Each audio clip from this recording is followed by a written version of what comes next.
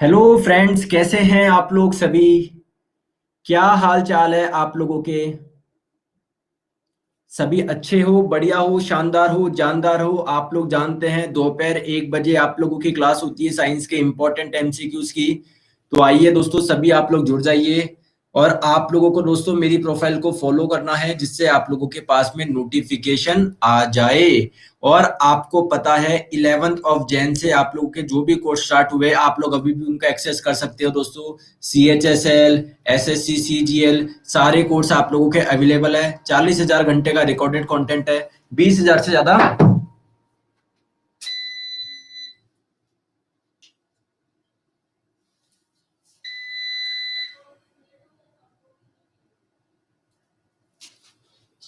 देखिए, 20,000 से ज्यादा प्रैक्टिस क्वेश्चन है। तो आप लोग सब्सक्रिप्शन ले सकते हो दोस्तों। 12 महीने का 6,500 का है। रेफरल कोड लगाओगे नीरज 11, तो ये आप लोगों का 5,850 रुपए का पड़ जाएगा। रेलवे का आप लोग चाहते हो तो 12 महीने का 3,000 का है। रेफरल कोड लगाओगे नीरज 11, तो ये आप लोग का 2,700 रुपए का पड़ जाएगा। ठीक है दोस्तों। चलिए हम लोग बात करते हैं। और आपको पता है दोस्तों, ग्रुप डी के लिए आपकी 25 नंबर की साइंस आती है। तो सुबह वाईफाई स्टडी चैनल पे सुबह 9:30 बजे आप लोगों की क्लास होती है। तो एक तो 9:30 बजे होती है और एक दोपहर 1 बजे होती है अपनी क्लास। चलिए स्टार्ट करते हैं आपकी, ठीक है। स्टार्ट करें। कुछ मन में इच्छा हो तो बता दीजिए। सर कहाँ थे इतने दिनों से। भैया मैंने 2 दिन की छुट्टी मनाई थी, लेकिन मैं उसके बाद में आ गया था 1 बजे क्लास लेने के लिए। हाँ, मैंने कल क्लास ली थी, है ना। मतलब मैंने आपको बताया था ना, थोड़ा बीमार था मैं बीच में, इसलिए क्लास मिस हुई थी। स्टार्ट करें। चलिए दोस्तों स्टार्ट करते हैं। पहला क्वेश्चन आप लोगों की स्क्रीन पे आ रहा है। तो क्या रूल रहेंगे मैं आपको बता दूं। आपके सामने क्वेश्चन आएंगे, 4 ऑप्शंस आएंगे। जो भी आपको लगता है इसका राइट आंसर ये होना चाहिए, उस पे आप लोग दोस्तों टिक कर देंगे। और दोस्तों जब आप लोगों के पूरे 35 क्वेश्चन हो जाएंगे, तब मैं आप लोगों को आपकी रैंक शेयर कर दूंगा कि दोस्तों आप लोगों की ये रैंक आई है। ठीक है दोस्तों। चलिए आ जाइए, स्टार्ट करें। एक बार थम्स अप करके बता दीजिए। तो स्टार्ट करते हैं, देखते हैं आज कौन टॉप करेगा। पूरे 35 क्वेश्चन हो जाएंगे, इसके बाद में मैं आप लोगों को रैंक शेयर करूंगा आप लोगों की। ठीक है, आ जाइए। तो चलिए पहला क्वेश्चन दोस्तों आप लोगों के स्क्रीन पे है, आंसर आप लोग बताएंगे।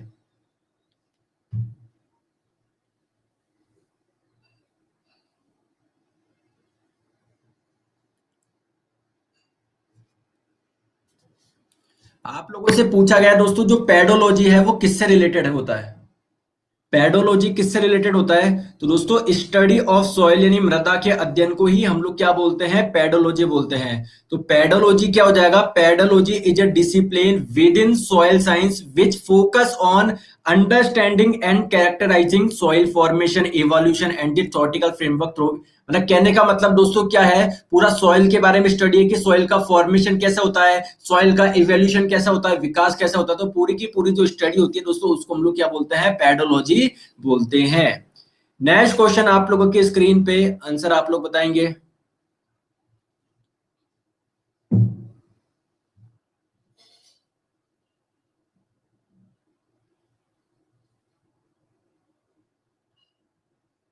दूध में दूसरा सबसे बड़ा तत्व बताना है।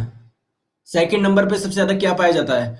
तो देखिए, अगर हम लोग बात करें मिल्क में सबसे ज्यादा क्या पाया जाता है, तो अगर ये पूछा जाता तो अपना आंसर हो जाता दोस्तों ये वाटर यानी पानी। लेकिन आप लोगों से दूसरा सबसे बड़ा पूछा गया है। तो दोस्तों अगर हम लोग दूध के कंपोजिशन की बात करें, तो गाय के दूध की बात करें तो इसमें जल होता है 87.3%। सेकंड नंबर पे दोस्तों क्या होती है, शुगर होती है यानी शर्करा होती है। थर्ड नंबर पे आपके क्या होता है, ये आपके फैट होता है, वसा होता है। फोर्थ नंबर पे प्रोटीन होता है।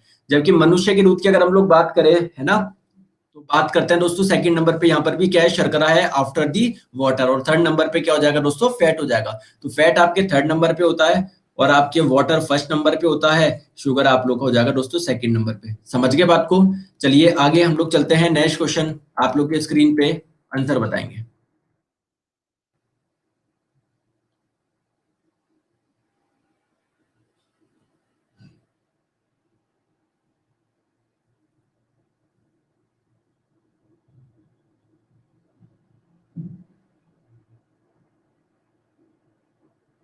राइट आंसर आपका हो जाएगा दोस्तों इन कलेक्टर डक्ट्स बोल लो, या फिर इन कलेक्टिंग डक्ट्स बोल लो। इन कलेक्टिंग, है ना, कलेक्टिंग डक्ट्स। अब देखिए बात समझते हैं। देखिए आप लोगों ने बहुत जनों ने आंसर 38% ने दिया यूरेटर यानी मूत्र वाहिनी, ब्लैडर यानी मूत्राशय भी बहुत जनों ने जवाब दिया। अरे आप लोग ध्यान रखिए दोस्तों, जो किडनी होती है ना, किडनी, इसमें फॉर्मेशन होता है किसका? यूरिन का। मूत्र कहां पर बनता है? किडनी में बनता है। अब आप लोग बोलोगे सर किडनी में तो ऑप्शन था ही नहीं, किडनी का तो ऑप्शन था ही नहीं, तो अभी मैं बताता हूँ कैसे किडनी एक ऑप्शन दिया हुआ था इन चारों में से, है ना। तो पहले तो आप लोग समझेंगे दोस्तों, इस किडनी में किसका फॉर्मेशन होता है? यूरिन का फॉर्मेशन होता है, मूत्र का। दोस्तों किडनी से जो मूत्र होता है वो किसके माध्यम से? मूत्र वाहिनी यानी यूरेटर के माध्यम से दोस्तों किस में आ जाता है? आप लोगों का ब्लैडर में आ जाता है, जिसको हम लोग पूरा नाम है यूरिनरी ब्लैडर यानी मूत्राशय। दोस्तों मूत्राशय में आपका जो मूत्र होता है वो स्टोर होता है, और यहां से दोस्तों एक पैसेज होता है जिसको हम लोग बोलते हैं यूरेथ्रा। यूरेथ्रा को हम लोग हिंदी में बोलते हैं मूत्र मार्ग, और यहां से आपका जो यूरिन होता है दोस्तों आपकी बॉडी से बाहर निकल जाता है। लेकिन दोस्तों ये वाला तो ऑप्शन नहीं है। मूत्र वाहिनी तो क्या कर रही है दोस्तों? किडनी से जो मूत्र है वो मूत्राशय तक लेके जा रही है, मूत्राशय आप लोगों का लास्ट में जहां पर स्टोर होता है। ठीक है दोस्तों, ये कलेक्टिंग डक्ट क्या होती है आइए हम लोग समझते हैं। देखो आप लोग जानते हो किडनी की सबसे छोटी फंक्शनल यूनिट क्या है? कहने का मतलब है जो काम किडनी करती है बेसिकली उसके किस में होता है? वो नेफ्रॉन में होता है। और दोस्तों नेफ्रॉन का स्ट्रक्चर ये होता है, नेफ्रॉन में दोस्तों क्या जाता है? ब्लड जाता है, और जब ब्लड यहाँ से निकलता है तो जो भी इसमें एक्सेसिव वाटर होता है, इंप्योरिटीज होती है, वो यहाँ पर ट्रैप हो जाती है। तो दोस्तों ऐसे कर करके ये आप लोग देख पा रहे हो कलेक्टिंग डक्ट। तो देखो एक नेफ्रॉन से यूरिन निकलेगा, वो यहाँ पर आएगा, अगले नेफ्रॉन से यहाँ पर, हर नेफ्रॉन से थोड़ा थोड़ा थोड़ा थोड़ा यूरिन निकलेगा और कहां पर आपकी जमा हो जाएगा? कलेक्टिंग डक्ट, है ना। तो हम लोग बोल सकते हो यूरिन का निर्माण यहाँ पर हो रहा है कलेक्टिंग डक्ट में। राइट आंसर आपको हो जाएगा ऑप्शन नंबर ए, जिसको हम लोग हिंदी में बोलते हैं संग्राहक वाहिनी। चलिए दोस्तों नेक्स्ट क्वेश्चन आप लोगों के स्क्रीन पे आंसर बताएंगे।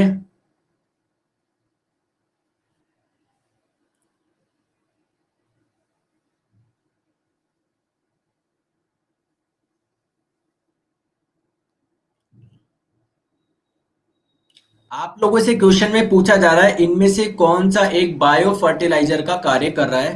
तो राइट आंसर आपका हो जाएगा दोस्तों एजोला। क्या हो जाएगा? एजोला। अब ये समझते हैं कि ये एजोला होता क्या है। ठीक है दोस्तों, ध्यान रखेंगे जो मॉस्किटो फंड होता है ना, अब ये फंड क्या होता है? फंड तो आपने सुना होगा, एक प्रकार के प्लांट होते हैं। तो ये आप लोगों के दोस्तों जो मॉस्किटो फंड होता है ना, इसी का ही साइंटिफिक नेम क्या होता है? एजोला होता है। ये आप लोगों के कहां पर पाए जाते हैं? ये जल में पाए जाने वाले पौधे हैं, ये आप लोगों के जलीय पौधे होते हैं। और ये किसका काम करते हैं दोस्तों? नाइट्रोजन फिक्सिंग का काम करता है, फिक्सेशन का काम करता है। मतलब दोस्तों बायो फर्टिलाइजर हम लोग बोल सकते हो। आप लोग बोलेंगे सर समझ में नहीं आया, इधर आओ। दोस्तों फर्टिलाइजर का मतलब क्या होता है? जो कि उर्वरकता बढ़ा रहा है, पौधों को ही दोस्तों खाने को ज्यादा दे रहा है, पौधे की उर्वरकता बढ़ा रहा है। ये बात क्लियर है क्या? अब आप लोग मुझे बताएंगे, आप जानते हो प्लांट के लिए इंपॉर्टेंट न्यूट्रिएंट होता है दोस्तों नाइट्रोजन, लेकिन एटमॉस्फेयर में जो नाइट्रोजन होता है प्लांट उनको सीधे एब्जॉर्ब नहीं कर सकती है। तो दोस्तों उस नाइट्रोजन का उसके किसी कंपाउंड में बदलना क्या कहलाता है? नाइट्रोजन फिक्सेशन कहलाता है, नाइट्रोजन स्थिरीकरण कहलाता है। और ये कार्य जो करता है इसको हम लोग क्या बोल देंगे दोस्तों? बायो फर्टिलाइजर बोल देंगे। अगर कोई ये जीव कर रहा है ये कार्य, कोई कैचुआ कर रहा है या फिर कोई और चीज कर रही है। दोस्तों जो एजोला है वो एक प्लांट है जो कि खुद किसका काम करता है? नाइट्रोजन फिक्सेशन का काम करता है। तो ये आप लोगों को क्या हुआ? एक बायो फर्टिलाइजर हुआ। तो राइट आंसर आपका ऑप्शन नंबर सी हो जाएगा। नेक्स्ट क्वेश्चन आप लोगों के स्क्रीन पे आंसर आप लोग बताएंगे।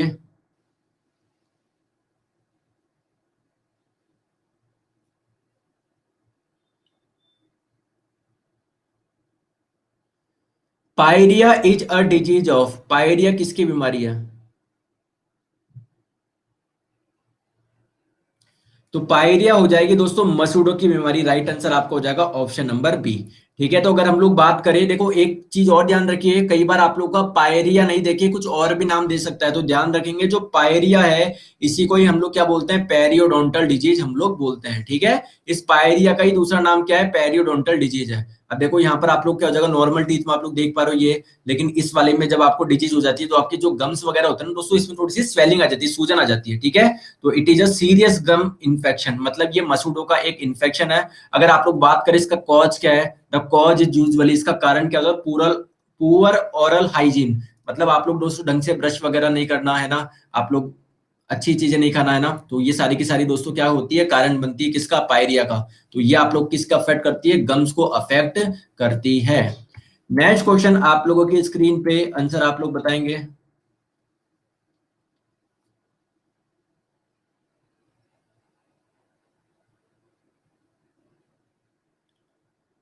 मानव शरीर की सबसे छोटी हड्डी कौन सी है? सबसे छोटी हड्डी कौन सी है, स्मॉलेस्ट बोन आपको बताना है। तो ये तो बच्चा बच्चा जानता है, राइट आंसर स्टेपिस हो जाएगा, जो कि कहाँ पर पाई जाती है, कान में पाई जाती है। अरे दोस्तों मुझे ये बताओ, ये मेलियस कहाँ पर पाई जाती है, मेलियस, ये वाली हड्डी कहाँ पर पाई जाती है, मेलियस, ये भी कान में पाई जाती है। अरे इनकस कहाँ पर पाई जाती है, ये भी कान में पाई जाती है। अरे वोमर कहाँ पर पाई जाती है, वोमर, ये कहाँ पाई जाती है, कान में, ईयर में, स्कल में। बहुत बढ़िया दोस्तों, स्कल में पाई जाती है, बहुत बढ़िया। एक स्टूडेंट ने बोला स्कल में पाई जाती है, चलो मैंने बात मान ली, स्कल में पाई जाती है। दोस्तों स्कल में क्या क्या आती है, स्कल में एक तो ये आता है जिसपे देखो, ये मेरा फॉरहेड हो गया, और जो मेरे ये बाल होते हैं, इस वाले पार्ट को हम लोग बोलते हैं क्रेनियम, है ना, कपाल। तो दोस्तों इस कपाल में कितनी हड्डियां पाई जाती है, 8 हड्डियां पाई जाती है। आपका जो फेस होता है ना, चेहरे, चेहरे में कितनी हड्डी पाई जाती है, 14 हड्डियां पाई जाती है। तो और कान में पाई जाती है 6। और एक दोस्तों ये जो आपकी जीभ होती है इसके बेसिस पे। लेकिन मुझे बताओ वो जो वूमर हड्डी है वो कहां पर है, इस कपाल की हड्डी है, चेहरे की हड्डी है, फेस की हड्डी है, स्कल, चलो ठीक है, स्कल में भी क्या पर, कपाल या फिर चेहरे में। दोस्तों ये आपकी फेस की बोन है, देखो आप लोग देख पा रहे हो, ये देखिए दोनों आपके दोनों नाक के जो छिद्र है, इसको ये जो सेपरेट हो रहा है ना, ये जो सेपरेट हो रहा है एक हड्डी से हो रहा है ना ये, तो दोस्तों ये जो हड्डी है ना, ये वाली हड्डी है, जो इसी को हम लोग बोलते हैं वॉमर बोन। ठीक है क्या, अरे समझ में आ गई क्या लोकेशन, लोकेशन समझ में आ गई क्या। चलिए आ जाइए नेक्स्ट क्वेश्चन पे हम लोग चलते हैं, चैट्स बंद करते हैं, जिससे आप लोग इधर ध्यान दें और आपकी रैंक नहीं बिगड़े। क्वेश्चन आप लोगों की स्क्रीन पे, आंसर आप लोग बताएंगे।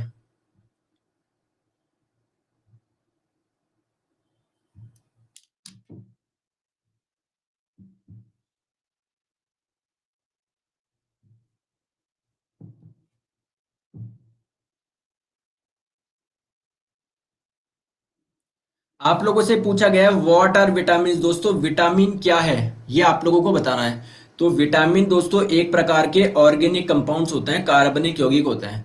अब आप लोग बोलेंगे ऑर्गेनिक कंपाउंड्स तो वो होते हैं, पहली बात तो आप लोग बोलोगे सर कंपाउंड तो वो होते हैं जिसमें एटलीस्ट 2 प्रकार के एलिमेंट हो। मैंने बोला बिल्कुल सही है। जैसे आप लोगों का CH4 एक कंपाउंड है क्या, बिल्कुल है, क्योंकि देखो ये कार्बन और हाइड्रोजन से मिलकर बना है। आप लोग बोलेंगे ऑर्गेनिक कंपाउंड का मतलब क्या है दोस्तों, जिसमें कार्बन पाया जाता है। तो बताओ मुझे कैसे ये ऑर्गेनिक कंपाउंड हुआ, तो आइए देखते हैं। जैसे आप देखो विटामिन ए जो होता है, इसका फॉर्मूला होता है C20H30O। तो क्या इसमें कार्बन पाया जा रहा है क्या, बिल्कुल पाया जा रहा है। देखो विटामिन सी, देखो ये भी इसका फॉर्मूला, कार्बन पाया जा रहा है। विटामिन ए में भी देखो कार्बन पाया जा रहा है। विटामिन B9 में भी देखो क्या पाया जा रहा है, कार्बन पाया जा रहा है। तो ये सभी के सभी दोस्तों क्या होते हैं, ऑर्गेनिक कंपाउंड्स होते हैं। समझ में आ गई क्या। चलो आगे नेक्स्ट क्वेश्चन पे। नेक्स्ट क्वेश्चन आप लोगों के स्क्रीन पे, आंसर आप लोग बताएंगे।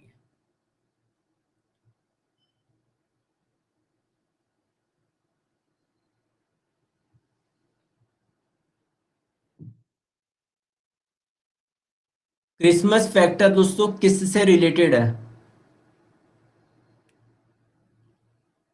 तो ये आप लोग के दोस्तों ब्लड क्लॉटिंग से रिलेटेड है। राइट आंसर आपका हो जाएगा ऑप्शन नंबर डी, किससे रिलेटेड है, ब्लड क्लॉटिंग से।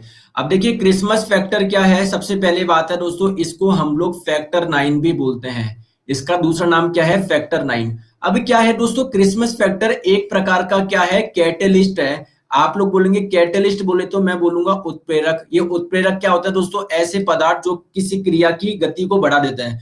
तो दोस्तों जो ब्लड क्लॉटिंग की जो रिएक्शंस होती है, उसको तेज कौन करता है दोस्तों, क्रिसमस फैक्टर करता है या फिर फैक्टर 9 करता है। अब मान लीजिए दोस्तों आपके इसमें कुछ डिफेक्ट आ गया, तो क्या ब्लड की क्लॉटिंग हो पाएगी, क्या नहीं हो पाएगी। तो दोस्तों ये हमारी एक डिजीज है, ये नहीं है, ठीक है। इस डिजीज को हम लोग दोस्तों रॉयल डिजीज भी बोलते हैं।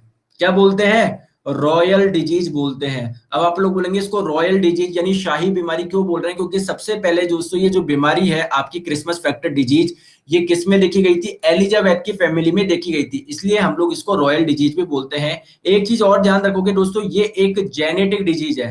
जो क्रिसमस फैक्टर डिजीज है ना, ये एक जेनेटिक डिजीज है। मतलब दोस्तों ये पेरेंट से किस में आती है, चाइल्ड में आती है आपके, ठीक है। तो किससे रिलेटेड हो जाएगा, ब्लड क्लॉटिंग से रिलेटेड हो जाएगा।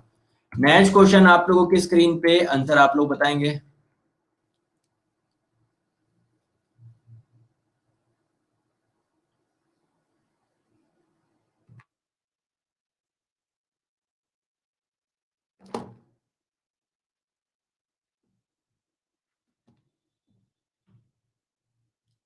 इनमें से आप लोगों को प्लांट हार्मोन बताना है। देखिए इंसुलिन हार्मोन हो गया, थायरोक्सिन हार्मोन हो गया, एस्ट्रोजन, ये तो ह्यूमंस में पाए जाते हैं। है ना। साइटोकिनिन की बात करें तो ये प्लांट में पाया जाता है। तो प्लांट में पाए जाने वाले इंपॉर्टेंट आप लोगों के 5 हार्मोन्स होते हैं, उनका नाम आप लोगों को ध्यान रखना है। कौन कौन से होता है? एक तो होता है दोस्तों जिब्रेलिन हार्मोन, एक आपको हो जाएगा साइटोकिनिन जो कि अभी आपको ऑप्शन में दिया हुआ था, एक एथिलीन हो जाएगा, एक एब्सिस एसिड हो जाएगा, एक आपका ऑक्सिन हो जाएगा।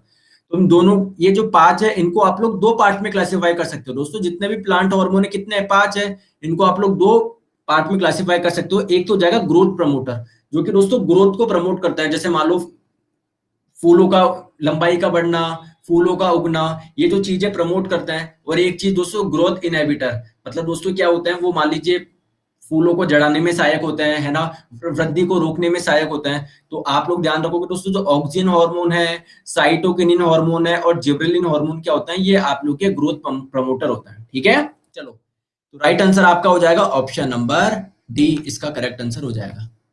नेक्स्ट क्वेश्चन आप लोगों के स्क्रीन पे आंसर आप लोग बताएंगे।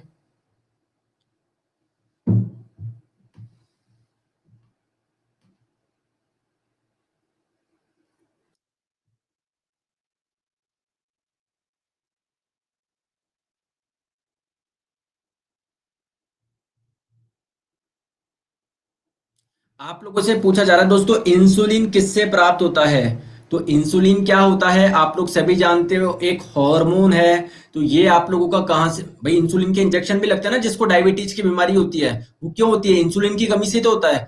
तो बेसिकली ये जो इंसुलिन होता है कहाँ से मिलता है दोस्तों? डहलिया की जड़ों से मिलता है। अब आप लोग बोलेंगे सर डहलिया क्या है? दोस्तों ये डहलिया एक प्रकार का प्लांट है, पौधा है, इसकी जड़ों में आप लोगों को क्या मिलता है? इंसुलिन मिलता है, जो कि क्या करता है, आपके ब्लड में ग्लूकोज के लेवल को कंट्रोल करता है। ठीक है, आ जाओ, नेक्स्ट क्वेश्चन आप लोगों की स्क्रीन पे आंसर आप लोग बताएंगे।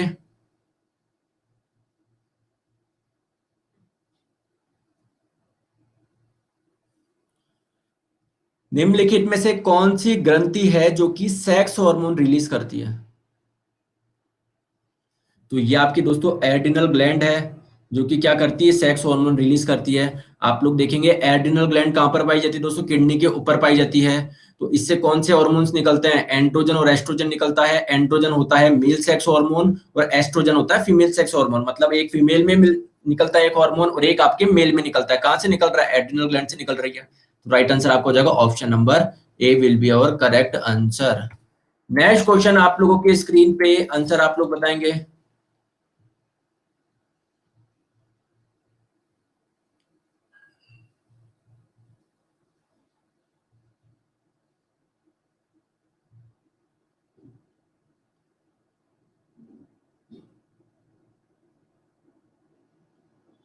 मिर्च में जो तीखापन होता है वो किसकी उपस्थिति के कारण होता है? तो ये होता है दोस्तों कैप्सेसिनोइड के वजह से, ऑप्शन नंबर बी।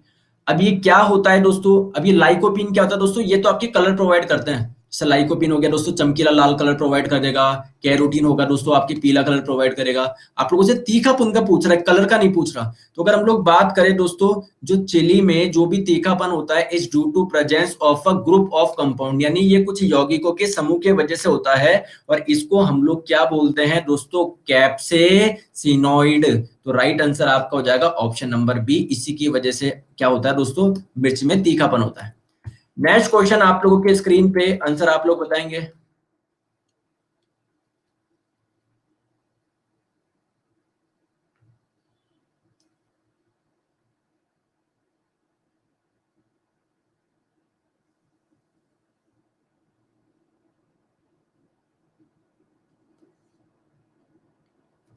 तो आप लोगों से बोला जा रहा है दोस्तों ट्रॉफिक लेवल में पहले वाले लेवल जो होता है ना, इसमें अलग अलग लेवल होते हैं, भी मैं बताता हूँ आपको इसमें क्या होंगे।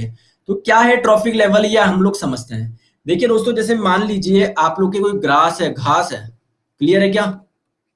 घास को मान लीजिए दोस्तों किसने खाया? चूहे ने खाया। चूहे को कौन खाया? चूहे को मान लीजिए दोस्तों स्नेक ने खाया, है ना, सांप ने खाया। अब आप लोग सिंपल सी बात आप लोग समझिए, ये कोई सा भी एग्जांपल लीजिए, मान लीजिए घास को खाया, मान लीजिए बकरी ने खाया, बकरी को मान लीजिए दोस्तों शेर खा गया। अब आप लोग ध्यान से समझिए, जो घास है ये क्या हो जाएगा दोस्तों? प्रोड्यूसर हो जाएगा। प्रोड्यूसर बोले तो उत्पादक हो जाएगा। ये खाना क्या कर रहा है? उत्पाद कर रहा है। अब दोस्तों बकरी क्या करती है? ये तो आप लोग की केवल पेड़ पौधे इसको खाती है। तो ये तो आप लोगों का शाकाहारी हो जाएगा। इस शाकाहारी को हम लोग इंग्लिश में बोलते हैं दोस्तों हर्बीवोर। अब शेर क्या खा रहा है, इस बकरी को खा रहा है, तो ये आपका क्या हो जाएगा, मांसाहारी हो जाएगा। मांसाहारी को हम लोग बोलते हैं दोस्तों कार्निवोर। और फिर दोस्तों जो ऐसा ऑर्गेनिज्म, ऐसा जीव जो कि दोस्तों शाकाहारी और मांसाहारी सब खा ले, उसको हम लोग बोलते हैं ओमनिवोर। ठीक है, यानी सर्वहारी। तो देखिए ये सबसे पहला लेवल होता है। इसके बाद में दोस्तों आपकी शाकाहारी आता है, ये सेकंड लेवल हो जाएगा। फिर इसके बाद में दोस्तों थर्ड लेवल हो जाएगा। तो पहले लेवल पे क्या होता है दोस्तों, जो कि खुद का खाना खुद बनाते हैं, जैसे ग्रीन प्लांट्स हो गए आप लोग के जो फोटोसिंथेसिस करते हैं। ठीक है, तो पहले नंबर पे कौन सा हो जाएगा दोस्तों, ग्रीन प्लांट हो जाएगा। और देखिए एक बार आप लोगों को पता है, किसी ने एएलपी का पेपर दिया होगा, एएलपी, तो उसमें सीबीटी 1 और सीबीटी 2 होते थे। अरे क्लियर है क्या? तो उसमें दोस्तों उस टाइम हम इन्वायरमेंट भी थी अलग से ना, तो वहां पर इन्वायरमेंट में क्वेश्चन पूछा गया था कि एक ट्रॉफिक लेवल से दूसरे ट्रॉफिक लेवल पे कितनी एनर्जी का ट्रांसफर होता है, कोई बता सकता है क्या? कितनी एनर्जी ट्रांसफर होती है? तो दोस्तों केवल 10% होती है। कहने का मतलब है, अगर इस प्रोड्यूसर के पास में 1000 जूल एनर्जी है, तो इसका केवल 10% आगे ट्रांसफर होगा, यानी 100 जूल ही होगा। इसके पास 100 जूल है तो इसके पास में 10 जूल होगा, इसके पास 10 जूल है तो इसके आगे में कितना होगा, केवल और केवल आपका 0.1। ठीक है, 0.1 जूल। हाँ, लिंडमैन लॉ इसको हम लोग बोलते हैं। चले आगे, चलिए नेक्स्ट क्वेश्चन आप लोगों की स्क्रीन पे आंसर आप लोग बताएंगे।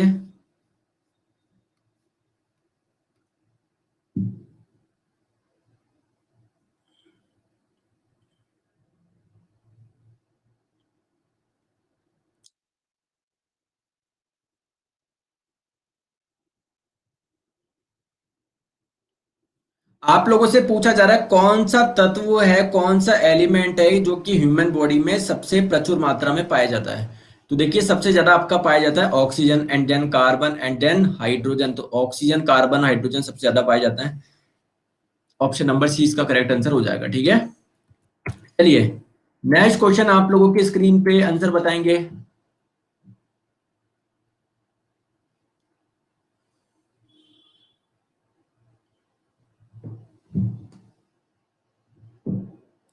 मस्तिष्क किसके लिए जिम्मेदार है, मतलब इसका फंक्शन क्या क्या है? तो ऑब्वियसली बात है दोस्तों, थिंकिंग भी हो गया, दिल की धड़कन का नियमन, इसको कंट्रोल करना। अरे जरा मुझे बताएंगे कि ये दिल की धड़कन को कंट्रोल कौन करता है, कौन सा पार्ट करता है मस्तिष्क का? मेडुला ऑब्लिंगेटा करता है। ठीक है, तो ये भी आपके हार्ट का काम हो गया, ये थिंकिंग भी हार्ट का काम हो गया। तो दोस्तों राइट आंसर आपका उपरोक्त तीनों आ जाएगा ये। और आपका बैलेंसिंग ऑफ द बॉडी, ये सभी के सभी किसके काम होते हैं दोस्तों, ब्रेन के काम होते हैं। चलिए आगे, चलो चैट्स बंद कर देते हैं। सर ये प्रीवियस ईयर क्वेश्चन है जी, ये प्रीवियस ईयर क्वेश्चन से सारे है ना। सर भुवनेश्वर एनालिसिस नहीं कर रहे हैं, अब मुझे उनका मुझे नहीं पता। ठीक है, लेकिन दोस्तों आप ये ध्यान रखिए, जो भी आप लोगों के क्वेश्चन आ रहे हैं एनटीपीसी वगैरह में, तो मैं आपको इसी में बताता हूँ, जो साइंस के क्वेश्चन आता है कि देखो कल ये क्वेश्चन पूछा गया, तो आप उसकी टेंशन मत लो आप, है ना। चलो आ जाओ, चले क्या?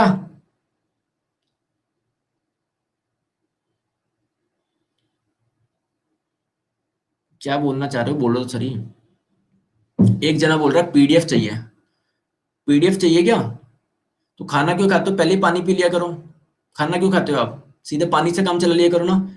समझ में कुछ आ नहीं रहा, पीडीएफ चाहिए। पीडीएफ क्या हो जाएगा, पीडीएफ से कुछ नहीं होगा, पीडीएफ से सिलेक्शन नहीं होता, पीडीएफ से झूठी उम्मीदें मिलती है। मेरे पास में पीडीएफ है, अभी तक सर ने जितने भी टेस्ट कराए हैं। होते ना स्टूडेंट, अरे भाई कितने टेस्ट करा चुके हो, 60, मेरे पास 60 की पीडीएफ है। कुछ नहीं होगा, पीडीएफ से पढ़ लो, नहीं होगा सिलेक्शन। जब तक समझोगे नहीं क्या मतलब है, क्या करोगे पीडीएफ से। आ जाओ इधर, पीडीएफ मिल जाएगी क्लास के बाद में, आ जाओ इधर।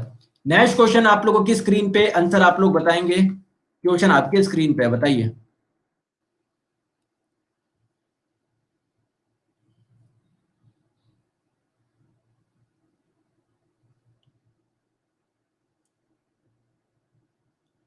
निम्नलिखित से कौन हमें इन्फेक्शन से बचाने में मदद करता है?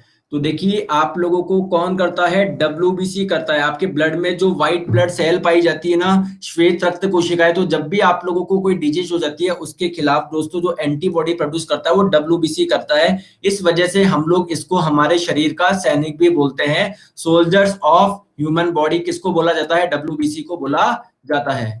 नेक्स्ट क्वेश्चन आप लोगों के स्क्रीन पे बताएंगे।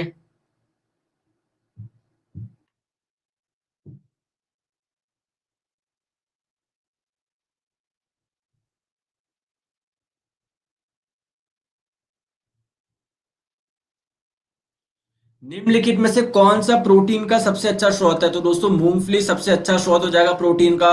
चावल से आपको मिल जाएगा दोस्तों कार्बोहाइड्रेट मिल जाएगा। भैया सेब से क्या मिल जाएगा? सेब से आपको खूब एंटीऑक्सीडेंट मिल जाएंगे। अब बात आती है सर ये एंटीऑक्सीडेंट कौन होता है, जरा आके बताइए कौन। और दोस्तों जो आप लोगों का डेली एक एप्पल खाता है, यकीन मानिए सही में वो कभी बीमार नहीं पड़ेगा। मतलब बहुत रेयर चांस होंगे, मतलब अंदर अब कोई वायरस वगैरह से इन्फेक्ट हो गए तो वो तो बात अलग है, लेकिन आपके ये जो हृदय वगैरह ये ऐसे कोई प्रॉब्लम नहीं आएगी कि भाई हार्ट अटैक वगैरह। ये क्या होता है दोस्तों ये एंटीऑक्सीडेंट? दोस्तों ध्यान रखोगे, हाँ विटामिन ई भी काम करता है दोस्तों एंटीऑक्सीडेंट का। मेरी बात समझो, एंटीऑक्सीडेंट क्या होता है दोस्तों? आप लोगों को पता है ऑक्सीजन क्या फ्री स्टेट में पाया जाता है क्या, मुक्त अवस्था में? नहीं, ये अपने पास वाले ऑक्सीजन के साथ में मिलकर किसका निर्माण कर लेता है? O2 का निर्माण कर लेता है। लेकिन दोस्तों जब आप लोग बाहर का जंक फूड वगैरह खाते हो, तला हुआ खाना खाते हो, तो उस तेल में क्या होता है दोस्तों?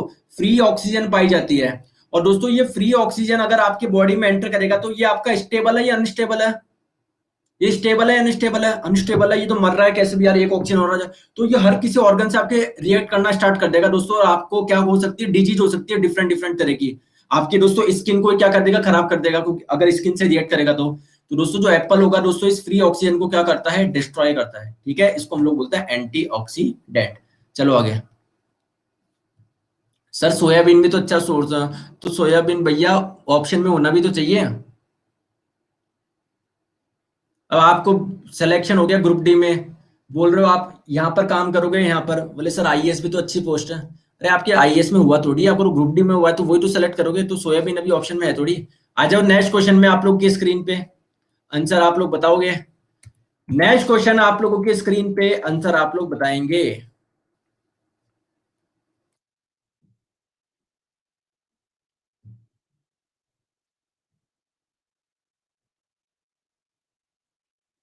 कीटों के वैज्ञानिक अध्ययन को किस नाम से जाना जाता है? Study of insect. तो दोस्तों ये आपका हो जाएगा एंटेमोलॉजी, ऑप्शन नंबर बी। ये बाकी के क्या है, आ जाइए बाकी के भी हम लोग समझते हैं। तो जो आप लोग को दिया हुआ है दोस्तों एकेटोलॉजी, तो ये आपका हो जाएगा study of fish. Entomology study of insect. Parasitology आपका स्टडी ऑफ पैरासाइट, मतलब जो भी परजीवी होते हैं ना उनका अध्ययन। और नेक्स्ट हम लोग बात करते हैं मेलेकोलॉजी, तो ये हो जाएगा स्टडी ऑफ मोलस्का। मोलस्का क्या होता है आप लोगों को सभी को पता है, मोलस्का एक फाइलम है, एक संघ है ना, इसमें अलग अलग बहुत सारे ऑर्गेनिज्म इसमें पाए जाते हैं। तो उस पूरे फाइलम की स्टडी हम लोग क्या बोलते हैं? मेलेकोलॉजी बोलते हैं। चलिए दोस्तों नेक्स्ट क्वेश्चन आप लोगों की स्क्रीन पे आंसर आप लोग बताएंगे।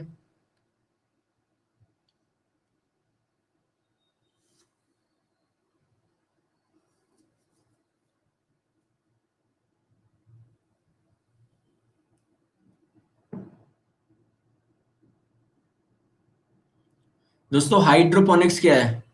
तो दोस्तों बिना मिट्टी के जो प्लांट होते हैं ना, इन्हीं को हम लोग क्या बोलते हैं? हाइड्रोपोनिक्स बोलते हैं। देखो आप लोग यहाँ पर देख पा रहे हो ये, ठीक है।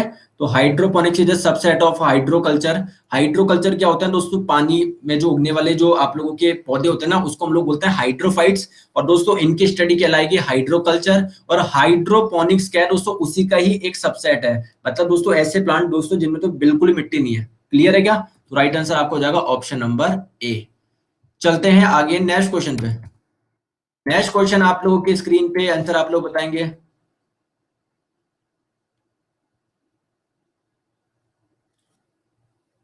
डॉल्फिन को किस में क्लासिफाई किया आप लोगों ने?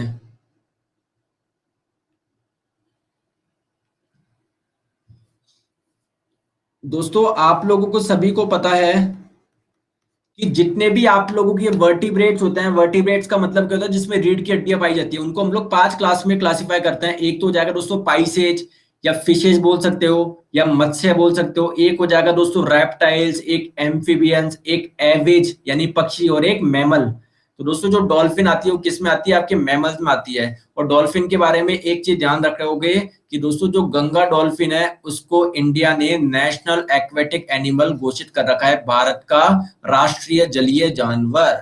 चलो आ जाइए नेक्स्ट क्वेश्चन आप लोगों के स्क्रीन पे आंसर बताएंगे।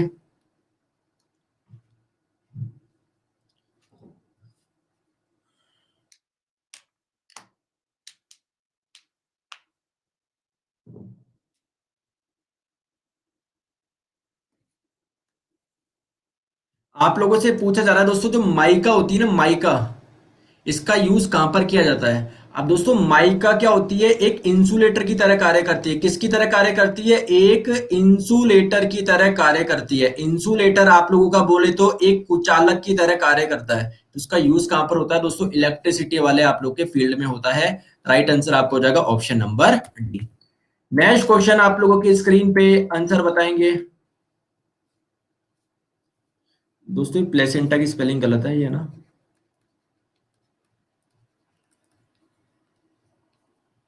बताओ।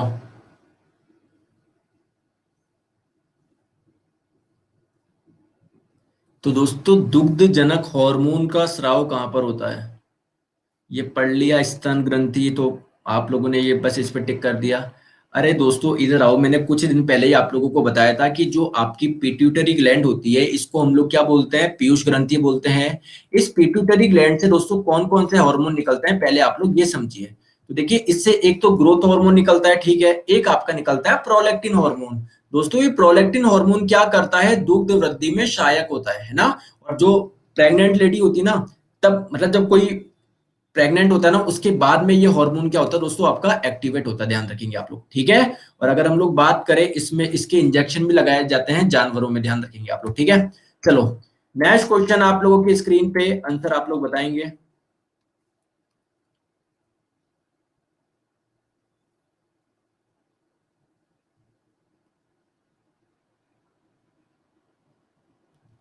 ह्यूमस किसका एक उदाहरण है? तो ये आपका हो जाएगा दोस्तों एक प्रकार का ऑर्गेनिक कोलोइड।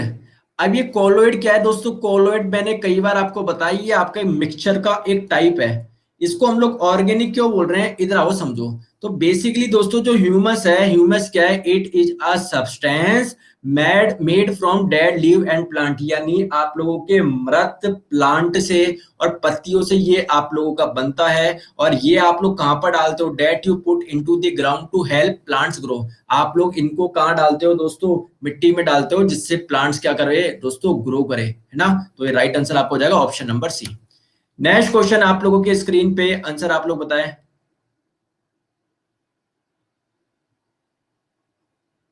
दोस्तों जो फोम फायर एक्सटेंशन होते हैं ना, जो फोम का इस्तेमाल करते हैं आग बुझाने के लिए, तो उसमें कौन सा केमिकल होता है आप लोगों को ये बताना है।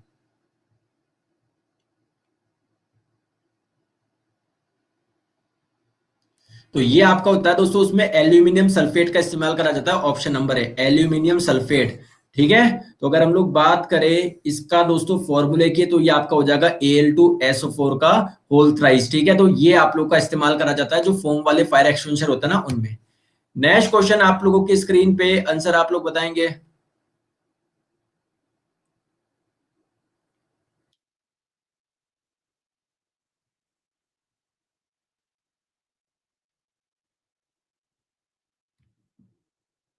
कौन सा कार्बोनिक एसिड पाया जाता है आपके अंगूर में? तो ये पाया जाता है दोस्तों टार्ट्रिक एसिड। कौन सा पाया जाता है दोस्तों? टार्ट्रिक एसिड पाया जाता है। तो टार्ट्रिक एसिड की अगर हम लोग बात करें, क्लियर है क्या? तो ये कहाँ, इसके कैरेक्टरिस्टिक क्या है? टार्ट टेस्ट, मतलब इसका जो टेस्ट होता है वो दोस्तों खट्टा होता है। और आप लोगों के दोस्तों कहाँ पर पाया जाता है? ये आप लोगों के अंगूर में पाया जाता है, इमली में पाया जाता है, ठीक है। चलो नेक्स्ट क्वेश्चन आप लोगों की स्क्रीन पे आंसर आप लोग बताएंगे। क्वेश्चन अच्छा है, ध्यान से देखेंगे आप लोग।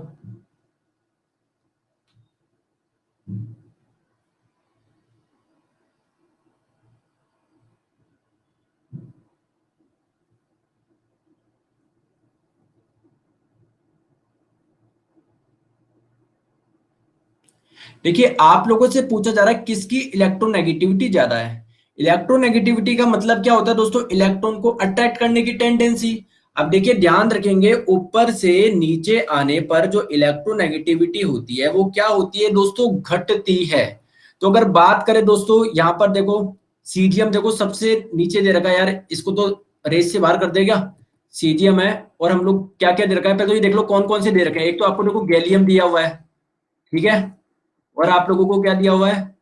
सोडियम दिया हुआ है, ये रहा आपका सोडियम, ठीक है। तो देखो सोडियम से कम तो किसकी होगी? आप लोग के सीजियम की होगी। तो सीजियम तो ऐसे रेस से बाहर निकल गया, क्लियर। क्योंकि आप लोगों से सबसे ज्यादा पूछी तो सीजीएम तो ऐसे बाहर हो गया। अब बचा गैलियम और आर्सेनिक। तो गैलियम और आर्सेनिक दोस्तों, यहाँ पर अगर हम लोग नॉन मेटल की बात करेंगे तो यहाँ से यहाँ पर जाने पर जो इलेक्ट्रोनेगेटिविटी होती है वो बढ़ती है। तो गैलियम ऐसे बाहर हो गया आप लोगों का। गैलियम से ज्यादा किसकी हो जाएगी? आर्सेनिक की हो जाएगी। और बात करें दोस्तों सोडियम और आर्सेनिक में किसकी ज्यादा होगी? देखो खुद बताओ एक चीज, सोडियम की तो बिल्कुल भी नहीं होनी।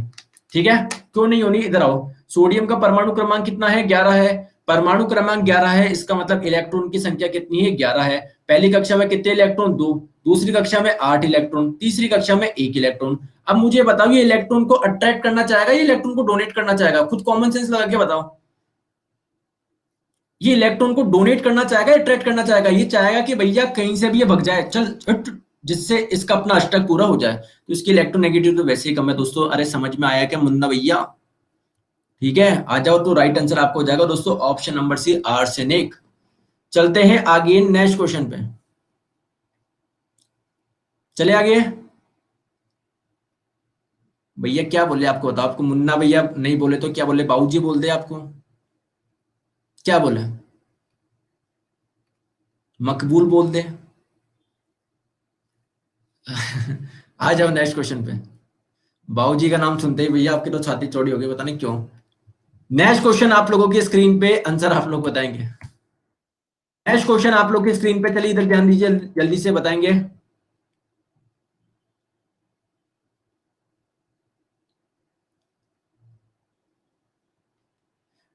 दर्द से राहत के लिए कौन सी दवा का उपयोग किया जाता है? अब देखो गलती कर देना, गलती। अभी दोस्तों कुछ दिन पहले, मतलब 2-4 दिन पहले ही आप लोगों का एक क्वेश्चन आया था। वहां पर मैंने आप लोगों को बताया था कि जो ब्यूप्रोपियोन होता है, इसका यूज कहां पर होता है? आप लोग मुझे खुद बताओगे। ब्यूप्रो या आपका ब्यूप्रोपियोन का यूज कहां पर होता है? खुद बताओ यार, बताओ। बहुत बढ़िया। दोस्तों जो आपका डिप्रेशन होता है ना, एंटी डिप्रेसेंट के रूप में इसका इस्तेमाल करा जाता है डिप्रेशन को दूर करने के लिए। फिर आप बोलते हो सर रोजाना नया क्वेश्चन लेकर आया करो। लो, नया है ना, क्या उखाड़ लिया आपने? अभी ये तो गलत कर रहे हो इतने बच्चे। तो अगर हम लोग बात करें दोस्तों, ये तो डिप्रेशन को दूर करने के लिए इसका इस्तेमाल होता है दोस्तों। ब्यूप्रोपियोन का इस्तेमाल कहां पर होता है? ट्रीट मेजर डिप्रेसिव डिसऑर्डर, मतलब अगर कोई डिप्रेशन का शिकार होता है उसको दूर करने के लिए। ठीक है। दर्द से राहत के लिए कौन सा होता है? तो ये आप लोग का हो जाएगा दोस्तों ट्रेमाडोल। ठीक है, तो ट्रेमाडोल की अगर हम लोग बात करें तो सीवियर पेन से रिलीफ के लिए इसका इस्तेमाल किया जाता है। अगर हम लोग बात करें दोस्तों राइसडोनेट, इसका इस्तेमाल कहां पर होता है? तो risedronate is used by adult to treat a disease that weaken bones. मतलब दोस्तों आप लोग के जो भी कमजोर हड्डियां होती है ना, कोई सी भी ऐसी बीमारी जो आपकी हड्डियों को कमजोर बना रही है, उसको दोस्तों ट्रीट करने के लिए किसका इस्तेमाल करा जाता है? राइसडोनेट का करा जाता है। सुधा कुमारी जी बोलती सर ये लुक क्यूट। Thank you. अब आपका सिलेक्शन हो गया है। अब आपका सिलेक्शन हो गया, आपने मेरे को क्यूट बोल दिया यार। आप दुनिया को जाके बोलोगे कि मैं नीरज सर को क्यूट बोला, सर ने मेरा, मतलब इतनी देर से एक ही कमेंट करते जा रहे हो, सर यू लुक क्यूट। आप सभी भी बहुत प्यारे हो, लेकिन दोस्तों सबसे इंपॉर्टेंट हमारे लिए पढ़ाई है यार। आप समझो इस बात को। थोड़ा हंसी मजाक चलता है लेकिन लास्ट में कर लेंगे, अभी आप पूरा ध्यान दे दीजिए। चलो आप एक बार बोलते तो मैं नोटिस नहीं करता, बार बार सर यू लुक क्यूट, ये लुक क्यूट। रियलिटी तो मैं जानता हूँ कि मैं कैसा हूँ, फिर भी आप मुझे क्यूट बोल के मेरे को गाली दे रहे हो एक तरह से। मुझे लगता है आप मेरा मजाक उड़ा रहे हो। तो अगर आप चाहते हो कि आप मेरा मजाक ना उड़ाओ तो इधर केवल और केवल पढ़ाई से रिलेटेड कमेंट करो, हंसी मजाक करेंगे बाद में करेंगे। इधर आओ। नेक्स्ट क्वेश्चन आप लोगों की स्क्रीन पे, आंसर आप लोग बताएंगे। चलिए नेक्स्ट क्वेश्चन आप लोग की स्क्रीन पे आंसर बताओगे।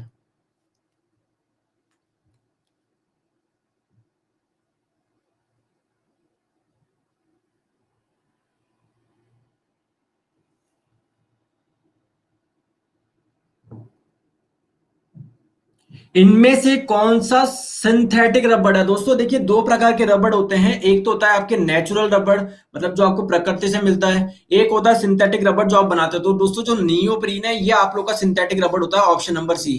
तो अगर बात करें नियोप्रीन, अगर आप लोगों से पूछे जैसे कि ये किससे मिलके बना है, जैसे भैया जो नियोप्रीन है ये एक प्रकार का पॉलीमर है, एक प्रकार का बहुलक है, तो ये किसी न किसी से मिलके बना होगा ना। तो दोस्तों जो नियोप्रीन है वो एक प्रकार का सिंथेटिक रबड़ है, and that are produced by the polymerization of chloroprene, यानी क्लोरोप्रीन के बहुलीकरण से कौन सा रबड़ बनता है? आपका नियोप्रीन बना है। तो राइट आंसर आपको हो जाएगा ऑप्शन नंबर सी। ठीक है, चलिए नेक्स्ट क्वेश्चन आप लोगों की स्क्रीन पे बताएंगे।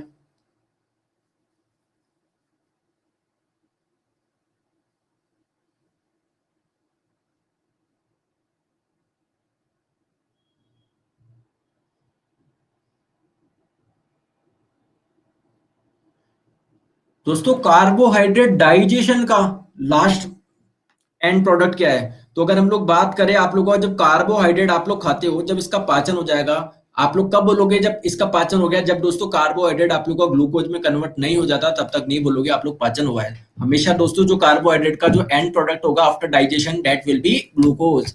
नेक्स्ट क्वेश्चन आप लोगों की स्क्रीन पे आंसर आप लोग बताएंगे। और दोस्तों 30 क्वेश्चन ही करेंगे, लास्ट क्वेश्चन है ना, 30 क्वेश्चन ही करेंगे और कल से 30 ही करेंगे। थोड़ा सा है ना, 35 में थोड़ा सा लंबा हो जाता है। अपन 30 क्वेश्चन बिल्कुल नए के नए करेंगे सारे के सारे, ठीक है? मतलब इसको दिल पे मतलब 935 से 30 कर दिए अपन, और ज्यादा एनर्जी से अच्छे से पढ़ेंगे ना।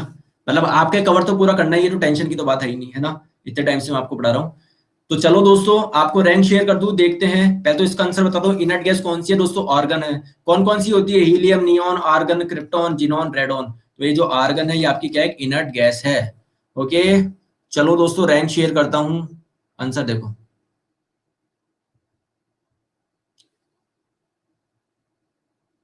बताओ। 30 क्वेश्चन के बेसिस पे आप लोगों की रैंक क्या आई है, बताएंगे जल्दी से। तो आई होप आप लोगों के सामने रैंक आ चुकी होगी। दोस्तों कितनी भी रैंक आए, 1723 आए या 1720 आए, 1000 आए, 2000 आए, 4000 आए, 5000 आए, डजेंट मैटर। आप अपने आप में कितना इंप्रूव कर रहे हो ये देखो, डे बाय डे क्या आप में कुछ इंप्रूवमेंट हो रहा है? इंप्रूवमेंट हो रहा है तो दोस्तों अगर आपकी रैंक 1000 भी आती है तो भी बुरी नहीं है, पर इंप्रूवमेंट नहीं हो रहा है तो दोस्तों कैसे भी तुक्का उक्का लगा के पहली रैंक लिया हो, उसका भी कोई फर्क नहीं है। ठीक है, समझ रहे हो बात को? तो इंप्रूवमेंट करो दोस्तों खुद में, अपने आप में। तो आज के लिए हम लोग इतना ही रखते हैं, ठीक है? मैं आप लोगों को कुछ चीज बता देता हूँ इंपॉर्टेंट। ये आप लोगों की ये है, सुबह 9:30 बजे तो क्लास होती है आपकी वाईफाई स्टडी यूट्यूब चैनल पे, ठीक है? और आपकी डेली 1 PM पर होती है अन अकेडमी पर। ओके।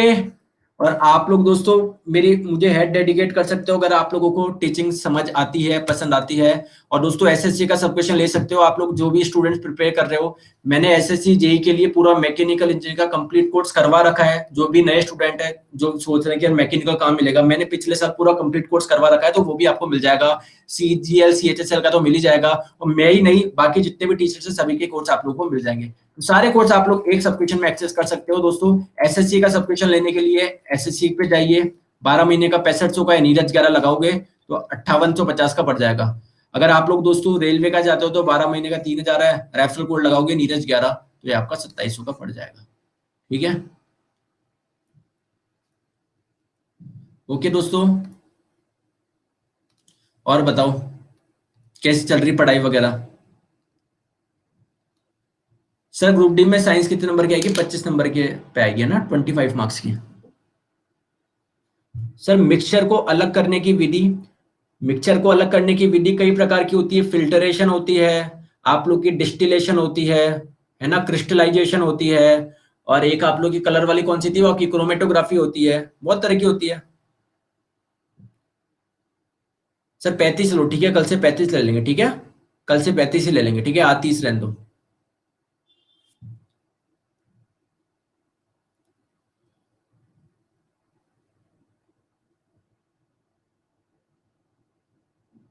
ठीक है सर, आईबी एग्जाम एनालिसिस देखो, आईबी के क्वेश्चन आने दो। अगर किसी का पेपर हुआ है तो आप लोग मुझे भेजिए, मैं करा दूंगा एनालिसिस। अगर आईबी का किसी का पेपर हुआ है तो आप भेजिए क्वेश्चंस।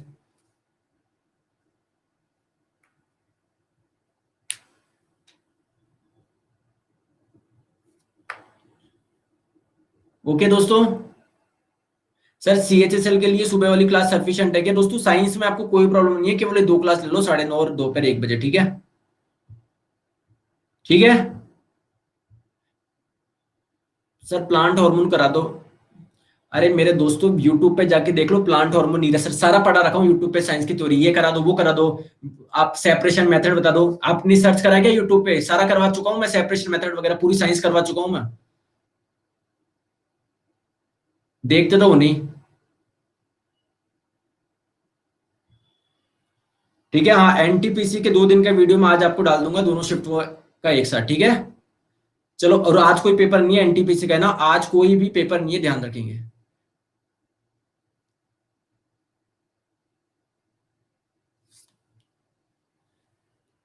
सर रेलवे का सब्सक्रिप्शन लेना है sir, RRB JE. RRB JE का दोस्तों अभी कोई वैकेंसी, आरआरबी जेई का भी कोई कोर्स नहीं है, क्योंकि अभी वैकेंसी आई नहीं। जब आएगी, जब आप लोगों को कोर्स मिल जाएंगे, आप ले सकते हो सब्सक्रिप्शन, ठीक है।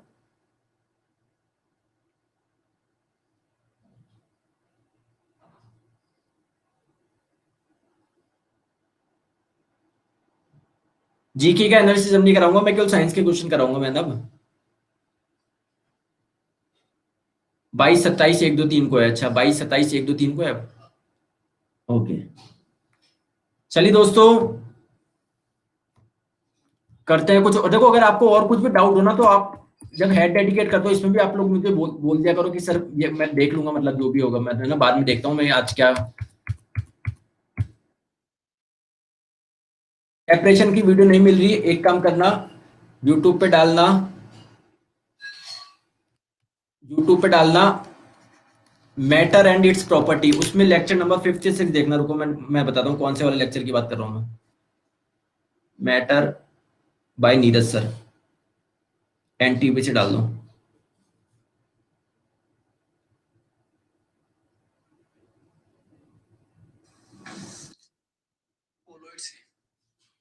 और यहाँ पर आप लोगों ये देखो क्या ही डिस्टिलेशन पढ़ा रहा हूँ, दिख रहा आपको? क्या अलग हो गया क्या? जल्दी से बताओ थम्स अप करके। जी सर, अलग हो गया। डिस्टिलेशन पढ़ा रहा हूँ, आसमान विधि पढ़ा रहा हूँ। क्लियर है क्या? तो मैटर इन शेप्स पार्ट 3 देख लेना आप, क्योंकि दोनों का बॉइलिंग टेम्परेचर।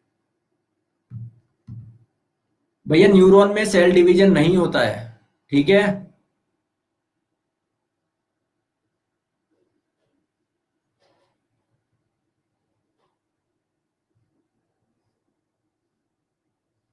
सर आज बायो का वेटेज ज्यादा था आईबी में, तो आप मुझे भेजो ना क्वेश्चंस आप लोग। रेलवे वाले तो बहुत बच्चे हैं मेरे पास में। आईबी का अभी मैंने शायद अनाउंस भी नहीं किया था कि जिसका आईबी का हो आप मुझे क्वेश्चंस करना। अभी है क्या आपका अपकमिंग शिफ्ट में है क्या ये इसमें आईबी का पेपर है क्या आपका किसी का? आईबी का पेपर है क्या कल? है तो दोस्तों जस्ट आफ्टर द पेपर इस नंबर पे आप लोग मुझे बताना कैसे क्वेश्चन है। 73, 74, 0, 19, 436 पे व्हाट्सएप कर देना कि सर साइंस का ये क्वेश्चन है, ठीक है। ठीक है, 73, 74, 0, 19, 437 में जीके प्रीवियस ईयर को क्वेश्चन करा दो केवल, और केवल मैं आप लोगों को साइंस करवाऊंगा, ठीक है। और साइंस पे ध्यान दो भी 25 नंबर की साइंस है। चलो देखो दोस्तों, बाय बाय, टेक केयर। मिलते हैं कल सेम टाइम सुबह 9:30 बजे यूट्यूब पर और 1 बजे यहाँ पर क्लास में। Bye bye.